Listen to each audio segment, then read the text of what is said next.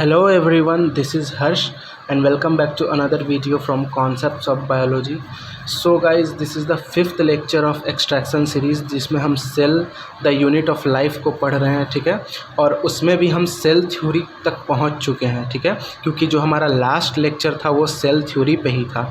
हमने ये जाना कि सेल थ्योरी क्या है, ठीक है, सेल थ्योरी के बारे में जाना, किसने सेल थ्योरी को प्रपोज़ किया, ठीक है, उसके बाद उसमें क्या मॉडिफिकेशन हुए सेल थ्योरी में, है ना।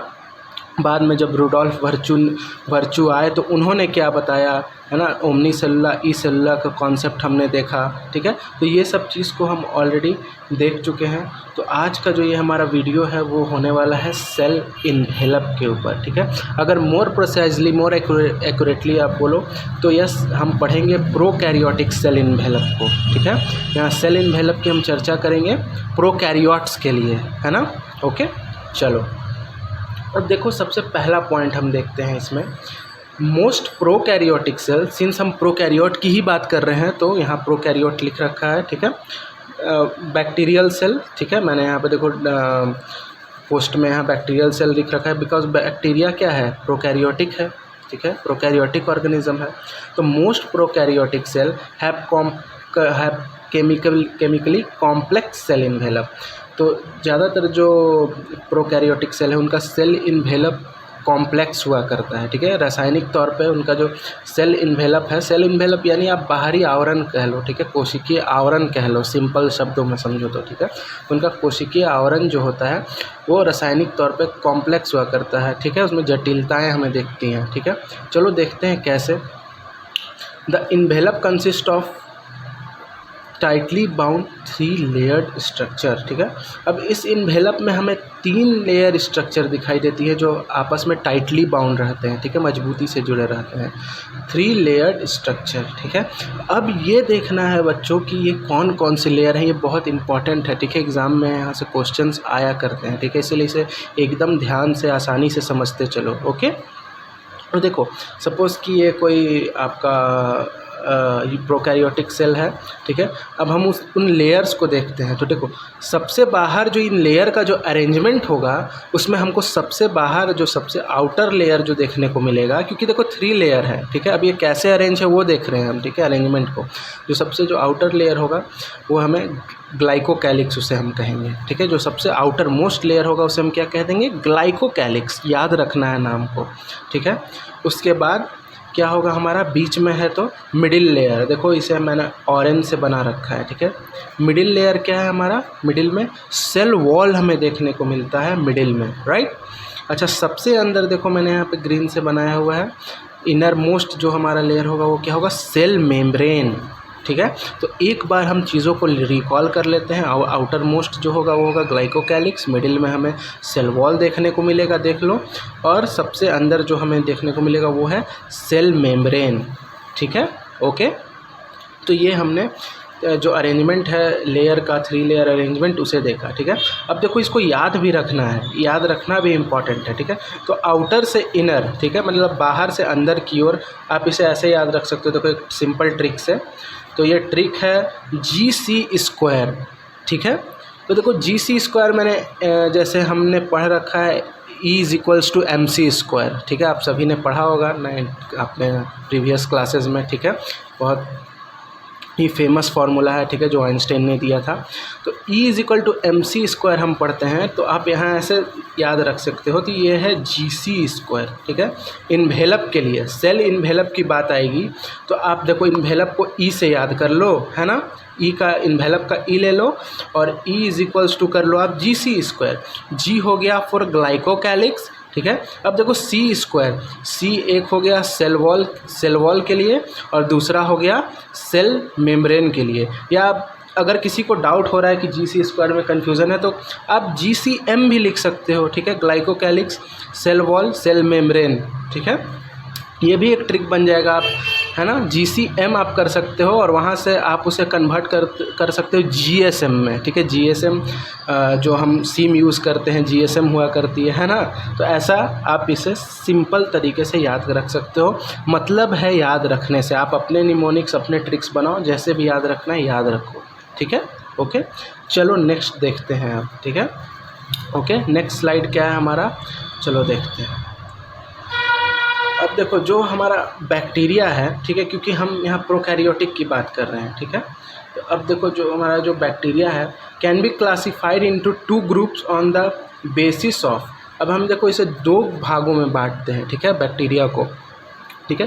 क्यों, किसके डिफरेंस पे, क्यों हम इसे किस पैरामीटर पे 2 पार्ट में बांट रहे हैं, ठीक है, बैक्टीरिया को 2 भागों में क्लासिफाई कर रहे हैं। Difference in the cell envelope, अभी अभी हमने जो सेल इन्वेलप पढ़ा, ठीक है, उसमें भी अंतर पाया जाएगा, ठीक है। अलग अलग बैक्टीरिया का जो सेल इन्वेलप है उसमें कुछ अंतर हो सकता है। तो पहला बेस वो हुआ, बैक्टीरिया को 2 ग्रुप में क्लासिफाई करने के पीछे पहला बेस क्या हुआ, difference in the cell envelope. अभी अभी हमने बच्चों इसे पढ़ा है, ओके।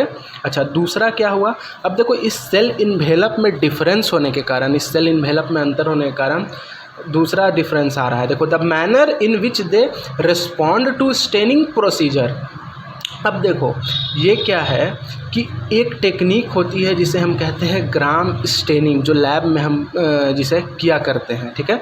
तो किस तरह से ये दोनों जो बैक्टीरिया हैं स्टेनिंग प्रोसीजर को किस तरह से रिस्पॉन्ड कर रहे हैं, ठीक है, उस आधार पे हम इसे बांटते हैं। इस टेक्निक को, ग्राम स्टेनिंग टेक्निक को दिया था क्रिश्चियन ग्राम ने, ओके। ये चीज़ याद रखना। और किसी को भी ग्राम स्टेनिंग पे डाउट है, मेरी ऑलरेडी वीडियो बनी हुई है, आपको आपका जो कॉन्सेप्ट है क्रिस्टल क्लियर हो जाएगा, ठीक है। तो आप जाके उसे देख सकते हो, राइट, ओके। चलो, तो ये 2 बेस हो गए बैक्टीरिया को 2 ग्रुप में क्लासिफाई करने के। अब देखो वो कौन कौन से 2 ग्रुप हैं जिनके बारे में हम अभी बात कर रहे हैं। वो एक हो गया तो ग्राम पॉजिटिव। ग्राम पॉजिटिव से देखो क्या पता चल रहा है। अब ये जो ग्राम है इससे कंफ्यूज मत करना, ग्राम तो क्रिश्चियन ग्राम जो साइंटिस्ट है उनके नाम पे लिया गया है, ठीक है। ग्राम पॉजिटिव मतलब ये कुछ तो भी पॉजिटिविटी दिखा रहा है, ठीक है। क्या पॉजिटिविटी दिखा रहा है, जब हम इसे देखो ये लाइन स्टेटमेंट पढ़ो, टेकअप या रिटेन ग्राम स्टेन। तो जब हम इसे कलर करते हैं, जो प्रोसीजर ग्राम स्टेनिंग में हुआ करता है, तो क्या होता है, ये क्रिस्टल वायलेट को रिटेन कर लेता है, ठीक है। एक केमिकल है क्रिस्टल वायलेट, उसे ये रिटेन कर लेता है। तो अगर वो उसे रख लेगा कलर करने पे तो उसे हम कह देंगे ग्राम पॉजिटिव। अगर रिटेन नहीं करेगा वो बैक्टीरिया तो उसे हम कह देंगे ग्राम निगेटिव, ठीक है। तो मैं एक बार फिर से आपको सजेस्ट करूँगा, आप जाओ ग्राम पॉजिटिव ग्राम निगेटिव की सारी आपका जो भी कॉन्सेप्चुअल डाउट होगा वो सारा क्लियर हो जाएगा, ओके। चलो, अब देखो हम नेक्स्ट बात करेंगे अपने मॉडिफिकेशन ऑफ सेल इन्वेलप के ऊपर, ठीक है। देखो हमने अभी भी सेल इन्वेलप को देखा, जिसमें हमने सबसे जो हमारा आउटर पार्ट था ग्लाइकोकैलिक्स को देखा, उसके बाद मिडिल पार्ट जो हमारा था सेल वॉल को देखा, उसके बाद जो इनर जो सबसे है उसमें हमने सेल मेम्ब्रेन को देखा, ठीक है। अब हम इस आउटर पार्ट के बारे में कुछ जानेंगे, ठीक है। ये जो हमारा आउटर पार्ट है उसके बारे में हम कुछ जानेंगे। तो आउटर पार्ट देखो ये हमारा 2 तरह का हुआ करता है, जो ग्लाइकोकैलिक्स है 2 तरीके से ये हमें देखने को मिलता है। पहला तो लूज शीथ के रूप में, दूसरा थिक और टफ रहेगा, ठीक है। तो बैक्टीरिया के अंदर, अगर प्रोकैरियोटिक सेल के अंदर ये लूज शीथ के फॉर्म में रहेगा, ठीक है। तब हम इस ग्लाइकोकैलिक्स को नाम देते हैं स्लाइम लेयर, याद रखना, ठीक है। अगर ये लूज शीथ हुआ तो इसे हम कहेंगे स्लाइम लेयर। अगर ये थिक और टफ हुआ, ठीक है, मोटा और टफ हुआ, तब हम इसे कहेंगे कैप्सूल। तो ग्लाइकोकैलिक्स को ही हम 2 नाम से जान रहे हैं। If it is thick and tough, ठीक है, अगर ये थिक और टफ है तो हम इसे कैप्सूल कह रहे हैं। If it is loose sheath like, ठीक है, तब हम इसे स्लाइम लेयर कह रहे हैं। याद रखना बहुत इंपॉर्टेंट है, ठीक है। एग्ज़ाम्स में ये अक्सर पूछे जाते हैं, okay. So these are some very very important concepts. चलो हम अपने नेक्स्ट स्लाइड पे चलते हैं। अब देखो, अब हमारा नेक्स्ट क्या है, हमने देखा वहाँ ग्लाइकोकैलिक्स को। अब देखो हम उसके बाद वाले लेयर को देखेंगे। हमारा नेक्स्ट लेयर क्या है, देखो सेल वॉल है, ठीक है। मिडिल में क्या बनाया था हमने, सेल वॉल ही तो बनाया था, ठीक है। तो हम अब सेल वॉल को देख रहे हैं। तो देखो सेल वॉल का सबसे पहले कुछ फंक्शन जानो, ठीक है। सेल वॉल का क्या इंपॉर्टेंस है। तो सेल वॉल क्या करती है, determines the cell shape, cell के शेप का निर्धारण करती है, ठीक है, कि सेल का शेप कैसा रहेगा उसको ये डिटरमाइन करती है, ठीक है। Provide the strong structural support, साथ ही साथ स्ट्रक्चरल सपोर्ट भी प्रोवाइड करती है। थर्ड क्या है सेल वॉल का function, prevent the bacterium from bursting and collapsing, तो जो बैक्टीरिया है उसे फटने से, ब्रस्ट होने से और कोलैप्स होने से बचाती है, ठीक है। बैक्टीरियम मतलब एक सिंगल बैक्टीरिया, ठीक है, एक बैक्टीरिया की हम बात कर रहे हैं। जब बैक्टीरिया हम बोला करते हैं पूरा, उसका हम वो प्लूरल शब्द है, ठीक है बच्चों, ये सिंगुलर है। बैक्टीरियम मतलब केवल एक बैक्टीरिया, ओके, केवल एक की बात कर रहे हैं, ओके। चलो, तो ये हुआ आपका सेल वॉल का फंक्शन, ठीक है। अब चलो नेक्स्ट हम देखते हैं अपने सबसे लास्ट लेयर को, जो सबसे अंदर हमने देखा हुआ था वो था सेल मेम्ब्रेन, या जिसको हम प्लाज्मा मेम्ब्रेन भी कहते हैं, ठीक है, ओके। देखो अभी ये सब चीज़ें जो हम पढ़ रहे हैं इन पे डिटेल डिस्कशन आगे होगा, ठीक है। ये अभी हम प्रोकैरियोटिक सेल के में जितना पढ़ना है हम उसे जान रहे हैं, ठीक है। हालांकि हम सेल वॉल पे डिटेल में डिस्कस करेंगे, प्लाज्मा मेम्ब्रेन पे भी डिटेल डिस्कशन होगा, ओके। सो अभी देखते चलो, इन्हें याद रखते चलो, ओके। चलो, तो देखो प्लाज्मा मेम्ब्रेन का क्या है, एक्सटेंड्स इनटू द सेल। चलो देखते हैं ये क्या बोल रहा है। Note, extension of plasma membrane into the cell forms special structure known as mesosome. अब देखो जी, ये जो हमारा जो प्लाज्मा मेम्ब्रेन है, जो सबसे अंदर वाला स्ट्रक्चर था, मैं आपको फिर से अगर दिखा दूँ आप बोलोगे तो, ठीक है, जो सबसे हमने लास्ट वाला जो इनर मोस्ट स्ट्रक्चर देखा था, तो वो जो प्लाज्मा मेम्ब्रेन का एक्सटेंशन सेल के अंदर हो जाता है, इनसाइड द सेल वो एक्सटेंड कर जाते हैं, तो उससे जो स्ट्रक्चर बनता है, ठीक है, एक खास प्रकार का स्ट्रक्चर बनता है, उस स्ट्रक्चर को हम नाम देते हैं मीजोजोम। ध्यान से समझना, ठीक है। Extension of plasma membrane into the cell forms special structure known as mesosome, right. ये देखो ये जो नीचे इनवेजिनेशन आपको दिख रहा है, अंतर्वलन, ये ठीक है, ये जो इनवेजिनेशन है ये मीजोजोम है, ओके। चलो, अब देखो ये जो एक्सटेंशन है ना बच्चों, ये 3 तरह का हुआ करता है, टाइप या फॉर्म्स ऑफ एक्सटेंशन। इसे याद रखना है, बहुत इंपॉर्टेंट है।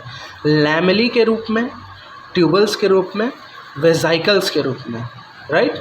तो देखो इसका ट्रिक क्या बन गया, ला टू साइकिल, ठीक है। अब वेजाइकल को आप भी हटा लो, आप साइकिल से याद रखो, आसानी होगी, ठीक है। तो एक्सटेंशन कितने तरह का हुआ करता है, लैमेली, ठीक है, ला, ट्यूबल्स, टू, और हो गया वेजाइकल का साइकिल, ठीक है, राइट। चलो let's move to the next slide.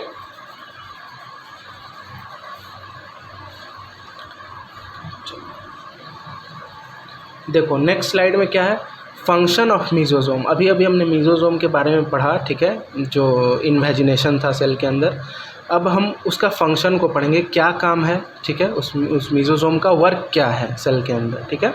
तो देखो mesosomes help in cell wall formation, cell wall के फॉर्मेशन में ये हेल्प करते हैं, वेरी वेरी इंपॉर्टेंट, ठीक है, याद रखना है, ठीक है।